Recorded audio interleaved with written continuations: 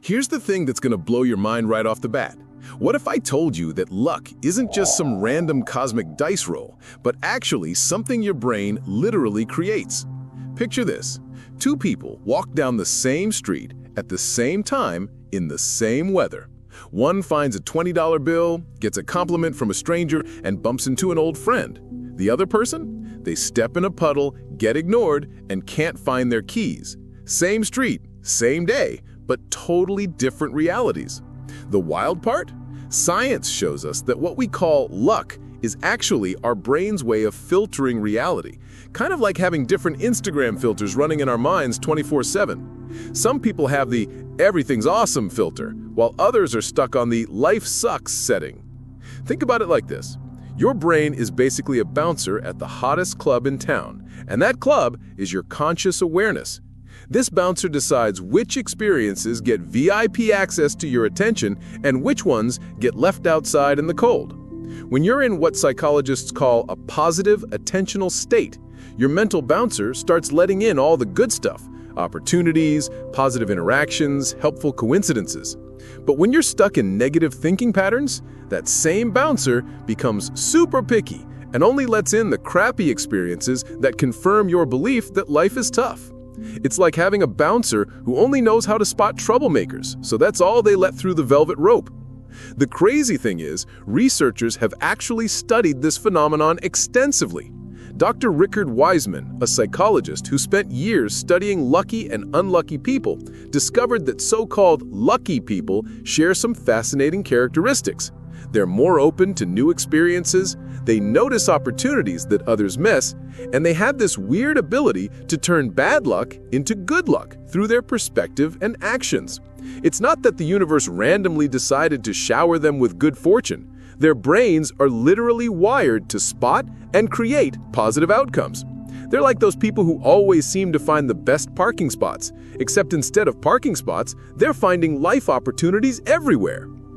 Now, before you think this is all just positive thinking mumbo-jumbo, let me hit you with some real neuroscience. Your brain has this thing called the Reticular Activating System, or RAS for short. Think of it like Siri for your subconscious mind.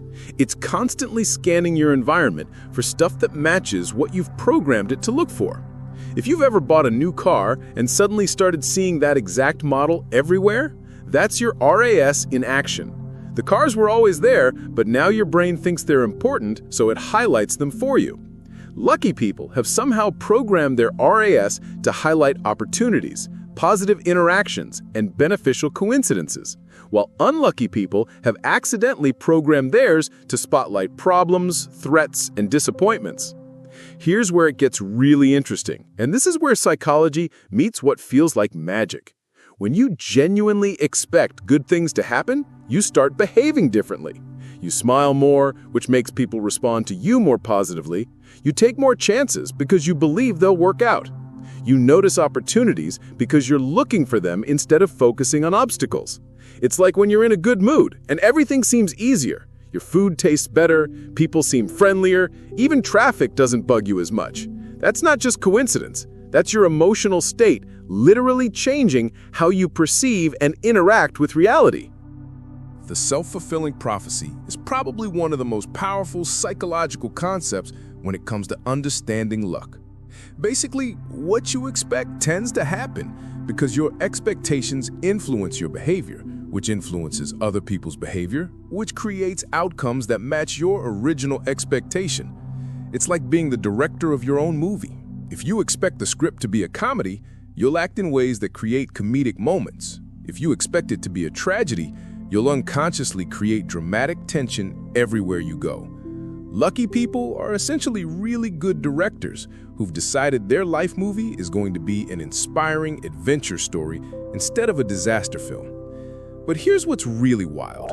Researchers found that lucky people actually aren't luckier in terms of random events. They don't win the lottery more often or avoid car accidents at higher rates. What they do is maximize the positive impact of good events and minimize the negative impact of bad ones.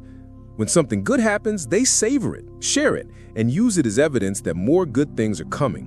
When something bad happens, they find lessons, silver linings, or ways to turn it into something beneficial.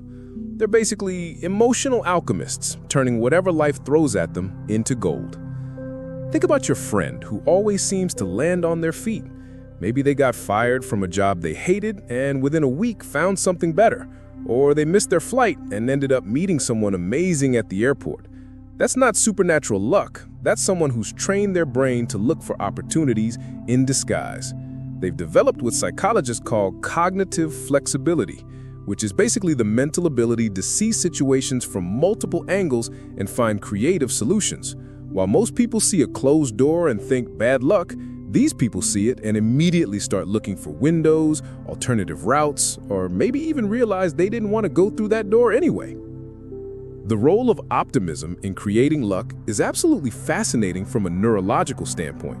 When you're optimistic, your brain literally produces different chemicals than when you're pessimistic. Optimistic thoughts trigger the release of dopamine and serotonin, which don't just make you feel good, they actually enhance your cognitive abilities. You'll become better at problem solving, more creative, more socially attractive, and more resilient when facing challenges. It's like your brain gets a performance upgrade just from changing your mental software from expect the worst to good things are possible. Now, let me share something that might sound crazy, but is backed by solid research. Lucky people are better at trusting their intuition. That gut feeling you get about people, situations, or decisions, that's your subconscious mind processing thousands of tiny details that your conscious mind missed and giving you a summary report. Lucky people have learned to listen to this internal wisdom, while unlucky people tend to overthink and second-guess themselves into missing opportunities. It's like having a really smart friend who always gives great advice, but you keep ignoring them because you think you know better. Here's where I want to pause for just a second and say thanks to everyone who clicked on this video and is taking time out of their day to explore these ideas with me. I know you've got a million things you could be doing right now, so the fact that you're here learning about the psychology of luck means a lot. There's something pretty lucky about stumbling across information that could literally change how you experience life, wouldn't you say? The concept of preparation meeting opportunity is what many researchers believe is the real secret sauce of luck. Lucky people aren't just sitting around waiting for good things to happen, they're constantly preparing themselves to recognize and seize opportunities when they appear. They develop skills, build relationships, stay curious, and maintain an open mindset. It's like being a surfer who's always ready to catch the perfect wave. The waves, opportunities, come for everyone, but only prepared surfers can ride them. Most people are standing on the beach complaining about the lack of waves, while the prepared ones are out there catching rides. Social psychology plays a huge role in what we perceive as luck too. Lucky people tend to have larger, more diverse social networks, and they're generally more generous with their time and energy in relationships. When you're genuinely interested in other people and look for ways to help them, you create what researchers call social capital.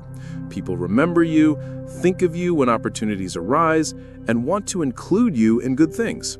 It's not networking in the sleazy, transactional sense. It's genuine relationship building that creates a web of positive connections that can lead to what looks like lucky breaks. The psychology of gratitude is another fascinating piece of the luck puzzle.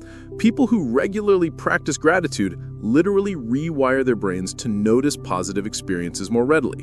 When you make a habit of acknowledging good things that happen, even small ones, your brain starts to see them as evidence of a pattern rather than isolated incidents. It's like training your brain to be a detective who specializes in finding good evidence instead of one who only looks for problems. Grateful people don't experience more positive events than ungrateful ones, but they notice, appreciate, and build upon the positive events they do experience. Now, here's something that might surprise you. Lucky people actually take more risks than unlucky ones, but they're smart about it.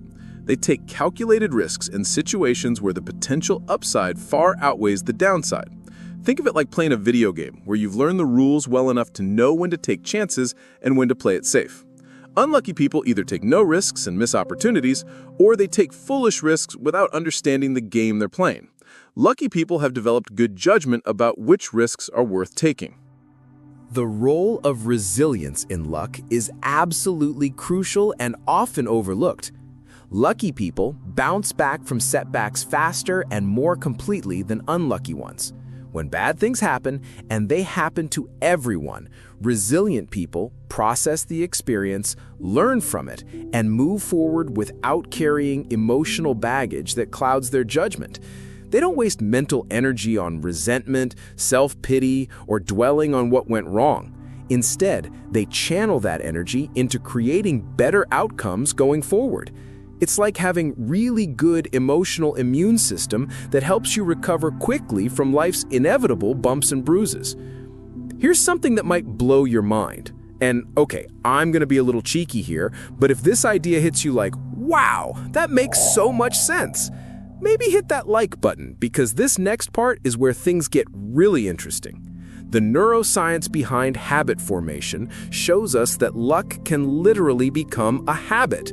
When you consistently practice lucky behaviors, staying open to possibilities, maintaining positive expectations, being generous with others, taking calculated risks, your brain creates neural pathways that make these behaviors automatic.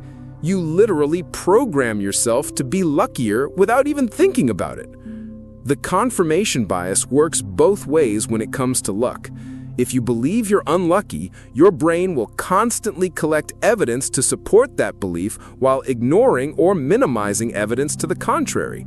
But if you believe you're lucky, your brain does the exact same thing in reverse. It highlights all the positive evidence and downplays the negative. It's like wearing special glasses that are tinted either rosy or dark, and whichever pair you choose determines what color your world appears to be. The wild part is that you get to choose which glasses to wear, but most people don't realize they're wearing glasses at all. Mindfulness and present moment awareness play huge roles in creating luck.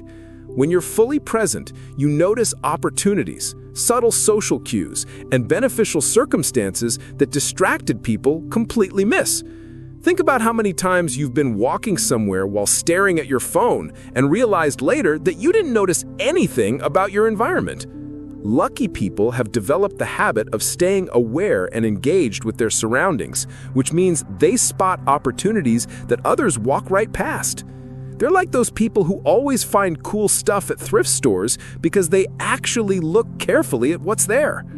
The concept of beginner's mind from Buddhism has fascinating applications to luck psychology. When you approach situations with curiosity and openness instead of assumptions and preconceptions, you discover possibilities that weren't visible before. Lucky people maintain this sense of wonder and possibility even in familiar situations. They ask what-if questions, explore unusual solutions, and remain open to surprises. It's like being a tourist in your own life. Tourists notice things and have experiences that locals miss because they're approaching everything with fresh eyes. Flow states, those magical moments when you're completely absorbed in what you're doing and everything seems to work perfectly, are actually related to luck psychology. People who regularly experience flow states report feeling luckier in general because they've learned to align their actions with natural rhythms and opportunities. When you're in flow, you make better decisions, perform at higher levels, and seem to effortlessly attract positive outcomes. It's like finding the current in a river and letting it carry you downstream instead of fighting against it upstream. The power of storytelling in shaping luck is something researchers are just beginning to understand. The stories you tell yourself about your experiences literally shape your future experiences. If you consistently tell yourself stories where you're the victim of bad luck, you'll unconsciously behave in ways that create more victim scenarios. But if you tell yourself stories where you're the resourceful hero who finds ways to turn challenges into advantages, you'll start acting like that hero. Your personal narrative becomes a script that you unconsciously follow, so choosing empowering stories is crucial for creating lucky outcomes. Environmental psychology shows us that our physical surroundings influence our mental states, which in turn affect our luck. Lucky people often create environments that support positive thinking and opportunity recognition. They surround themselves with inspiring images, uplifting music, and objects that remind them of their goals and positive experiences. It's not about magical thinking, it's about using environmental cues to keep your brain in the optimal state for recognizing and creating opportunities. Think of it like setting up your phone's wallpaper and notifications to support your goals instead of distract from them. The social contagion of luck is another fascinating phenomenon. Emotions and attitudes spread between people like viruses, and lucky people tend to hang around other positive, opportunity-focused individuals. This creates what researchers call positive feedback loops, where everyone in the group benefits from the collective optimism and resource sharing. If you've ever noticed that some friend groups just seem to have more fun and more success than others, you're seeing social luck contagion in action. The energy and expectations of the group literally influence the experiences of individuals within it. Sleep and physical health have surprising connections to luck psychology. When you're well-rested and physically healthy, your brain functions better, your mood is more positive, you make better decisions, and you have more energy to pursue opportunities.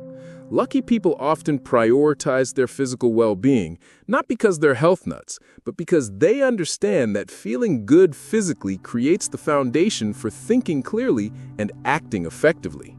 It's hard to spot opportunities or maintain optimism when you're exhausted, stressed, or feeling physically crappy.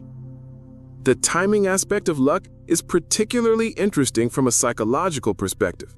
Lucky people seem to have better timing, but research shows they're actually just better at recognizing when conditions are favorable for action. They've developed sensitivity to social rhythms, market cycles, and personal energy levels that helps them know when to push forward and when to wait. It's like learning to read the weather patterns of life and choosing to plant seeds when conditions are right for growth rather than randomly throwing them around and hoping for the best. Creativity and luck are intimately connected because creative thinking allows you to see connections and possibilities that linear thinking misses. When you approach problems and opportunities with creative flexibility, you discover solutions and pathways that seem lucky to outside observers but are actually the result of innovative thinking. Lucky people don't just wait for opportunities to appear. They create opportunities by combining existing elements in new ways. They're like master chefs who can look at random ingredients and create something amazing, while others look at the same ingredients and see only limitations.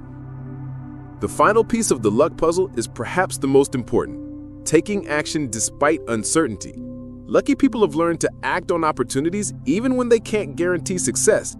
They understand that most opportunities come with expiration dates, and waiting for perfect information or perfect conditions means missing out entirely.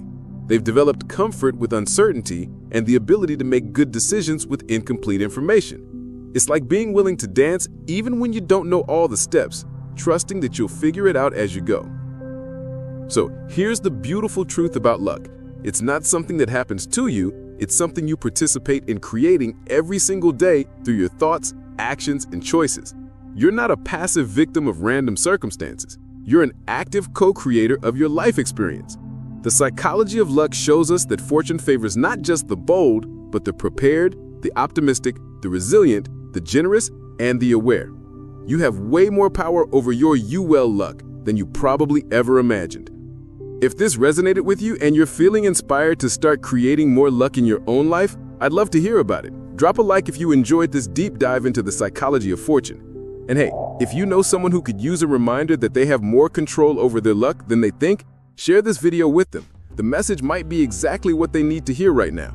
If you made it all the way through this journey with me, drop the word fortune in the comments. I love seeing who sticks around for the full conversation. There's another video about related psychological concepts appearing on your screen right now that might interest you. And if you're curious about more content like this, consider subscribing to Not What It Seems. Thanks for spending this time exploring these ideas with me. And remember, your next stroke of luck might be just one shifted perspective away.